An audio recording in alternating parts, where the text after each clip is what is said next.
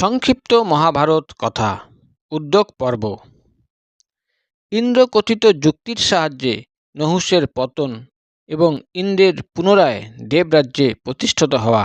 রাজা শল্য যুধিষ্ঠিরকে বললেন, ইন্দ্র চলে গেলে ইন্দ্রাণী পুনরায় শোকসাগরে নিমগ্ন হলেন। তিনি দুঃখিত হয়ে হায় ইন্দ্র বলে বিলাপ করতে লাগলেন। আমি যদি দান করে থাকি, যজ্ঞ করে থাকি, গুরুজনদের সেবা দ্বারা সন্তুষ্ট করে থাকি, যদি আমি সত্যনিষ্ঠ হই এবং আমার পতিব্রত ধর্ম অবিচল থাকে, তাহলে আমাকে যেন কখনো অন্য পুরুষের দিকে তাকাতে না হয়। আমি উত্তরায়ণের অধিষ্ঠাত্রী রাত্রি দেবীকে প্রণাম জানাই। তিনি যেন আমার মনোরথ পূর্ণ করেন। একবার তিনি একাগ্রচিত্তে রাত্রি দেবী উপশ্রুতির উপাসনা করে প্রার্থনা জানালেন যে স্থানে দেবরাজ আছেন তিনি যেন সেই স্থান দেখিয়ে দেন। ইন্দ্রাণীর প্রার্থনা শুনে উপশ্রুতি দেবী মূর্তিমতী হয়ে আবির্ভূত হলেন। তাকে দেখে ইন্দ্রাণী অত্যন্ত প্রসন্ন হয়ে তাকে পূজা করে বললেন, দেবী আপনি কে? আপনার পরিচয় জানতে আমি খুবই আগ্রহী। উপশ্রুতি বললেন, দেবী আমি উপশ্রুতি। তোমার সত্যের প্রভাবে আমি তোমাকে দর্শন দিতে এসেছি। তুমি পতিব্রতা, যম নিয়মাদি মুক্ত। আমি তোমাকে ইন্দ্রের কাছে নিয়ে যাব। শীঘ্র তুমি আমার সঙ্গে চলো, দেবরাজের দর্শন লাভ করবে। তারপর উপশ্রুতি দেবীর পিছন পিছন ইন্দ্রাণী দেবতাদের বন, নানা পর্বত, হিমালয় লঙ্ঘন করে এক দিব্য সরোবরে পৌঁছলেন। সেই সরোবরে এক বিশাল সুন্দর কমল ছিল। সেটি এক উচ্চ নাল বিশিষ্ট গৌরবর্ণ মহাকমল দিয়ে বেষ্টন করা ছিল। উপশ্রুতি সেই নাল ছিঁড়ে তার মধ্যে ইন্দ্রাণী সহ প্রবেশ করলেন। সেখানেই তারা ইন্দ্রকে খুঁজে পেলেন। ইন্দ্রাণী পূর্বকর্ম স্মরণ করে ইন্দ্রের স্তুতি করলেন। ইন্দ্র জিজ্ঞাসা করলেন, দেবী তুমি কি করে এখানে এলে? কি করে আমার খোঁজ পেলে? ইন্দ্রাণী তাকে নহুষের সব কথা বলে নিজের সঙ্গে যেতে বললেন এবং নহুষকে বিনাশ করার জন্য প্রার্থনা করলেন। ইন্দ্রাণীর কথা শুনে ইন্দ্র বললেন, দেবী এখন নহুষের বল বৃদ্ধি পেয়েছে। ঋষিরা তার বল অত্যন্ত বাড়িয়ে দিয়েছেন। অতএব এখন পরাক্রম দেখাবার সময় নয়। আমি তোমাকে একটি উপায় বলে দিচ্ছি, তুমি সেই অনুসারে কাজ করো। তুমি একান্তে নহুষের কাছে গিয়ে বলো যে সে যেন ঋষিদের দ্বারা পালকি বাহিত হয়ে তোমার কাছে আসে। তাহলেই তুমি প্রসন্ন হয়ে তার অধীন হবে। দেবরাজের কথায় শুচি যে আজ্ঞে বলে নহুষের কাছে গেলেন। তাকে দেখে নহুষ সহাস্যে বললেন, সুন্দরী বলো তোমার কি সেবা করব? আমি সত্য প্রতিজ্ঞা করছি, তুমি যা বলবে আমি তাই করব। ইন্দ্রাণী বললেন, জগৎপতে আমি আপনার কাছে যে সময় চেয়েছিলাম তা পূর্ণ হওয়ার প্রতীক্ষায় আছি। কিন্তু আমি একটা কথা ভাবছি, তা আপনি চিন্তা করে দেখুন। আপনি যদি আমার সে প্রণয় বাক্য পূর্ণ করেন তাহলে আমি অবশ্যই আপনার অধীন হব। আমার ইচ্ছা ঋষিরা যেন আপনাকে পালকিতে বসিয়ে আমার কাছে নিয়ে আসেন। নহুষ বললেন, সুন্দরী তুমি তো এক অপূর্ব কথা বলেছ। এরকম বাহনে কেউ বোধহয় চলেনি। এই আমার খুব মনোমত হয়েছে।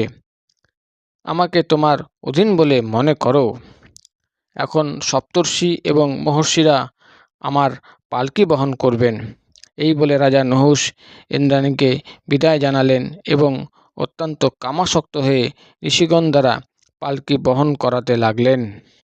শচী তখন বৃহস্পতির কাছে গিয়ে বললেন, নহুষ আমাকে যে সময় দিয়েছিলেন তার সামান্যই অবশেষ আছে। এবার আপনি শীঘ্র ইন্দ্রের অনুসন্ধান করুন। আমি আপনার ভক্ত, আমায় কৃপা করুন। বৃহস্পতি বললেন, ঠিক আছে, তুমি দুষ্ট বুদ্ধি নহুষকে ভয় পেও না। নরাধম ঋষিদের দিয়ে পালকি বহন করায় ধর্মের কোনো জ্ঞানই তার নেই। মনে করো তার অন্তিম সময় এসে গেছে, সে এখানে আর থাকতে পারবে না। ভয় পেও না, ভগবান তোমার মঙ্গল করবেন। তারপর মহা তেজস্বী বৃহস্পতি অগ্নি প্রজ্বলিত করে উত্তম রূপে যজ্ঞ করলেন এবং অগ্নিকে ইন্দ্রের অনুসন্ধান করতে বললেন। তার আদেশে অগ্নি নানা স্থানে খুঁজতে খুঁজতে সেই সরোবরে গিয়ে পৌঁছলেন যেখানে ইন্দ্র লুকিয়েছিলেন। তিনি সেই কমল নালের তন্তুতে ইন্দ্রকে দেখে বৃহস্পতিকে জানালেন যে ইন্দ্র অনুমাত্র রূপ ধারণ করে কমল নালের তন্তুতে লুকিয়ে আছেন। তার কথা শুনে বৃহস্পতি সমস্ত দেবতা ও গন্ধর্বদের নিয়ে সেখানে এলেন এবং ইন্দ্রের প্রাচীন কর্মসমূহের উল্লেখ করে তার স্তুতি করতে লাগলেন। তখন ক্রমশ ইন্দ্রের তেজ বাড়তে লাগল এবং তিনি পূর্বরূপ ধারণ করে শক্তি সম্পন্ন হয়ে উঠলেন। তিনি তখন বৃহস্পতিকে বললেন, বলুন আপনার কি কাজ বাকি আছে? মহাদৈত্য বিশ্বরূপ এবং বিশালাকায় বৃত্তাসুর উভয়েরই অন্ত হয়েছে।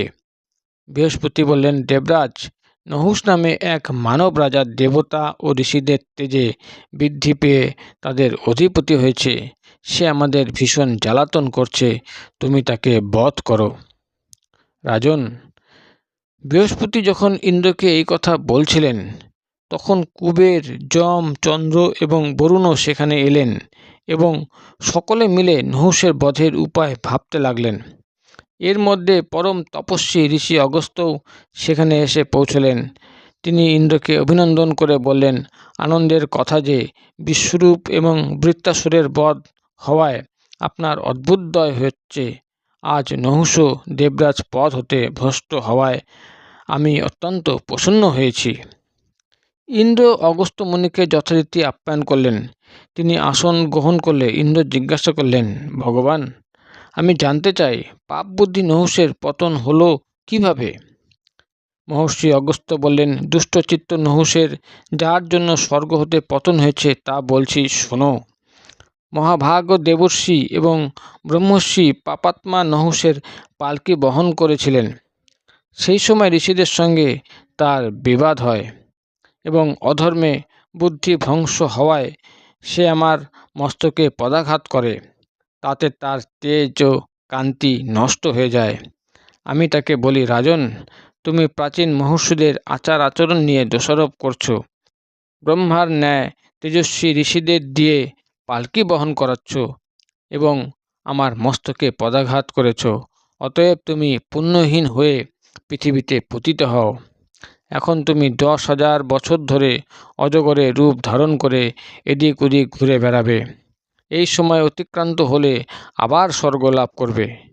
এইভাবে আমার শাপে সে ইন্দ্রপদচ্যুত হয়েছে। এখন তুমি স্বর্গে গিয়ে সব লোক পালন করো। তখন দেবরাজ ইন্দ্র ঐরাবতে চড়ে অগ্নি, বৃহস্পতি, যম, বরুণ, কুবের, সমস্ত দেবতা, গন্ধর্ব এবং অপ্সরাসহ দেবলোকে গেলেন। সেখানে ইন্দ্রাণীর সঙ্গে থেকে আনন্দে সব লোক পালন করতে লাগলেন। ভগবান অঙ্গিরা অথর্ববেদের মন্ত্র দ্বারা দেবরাজের পূজা করলেন।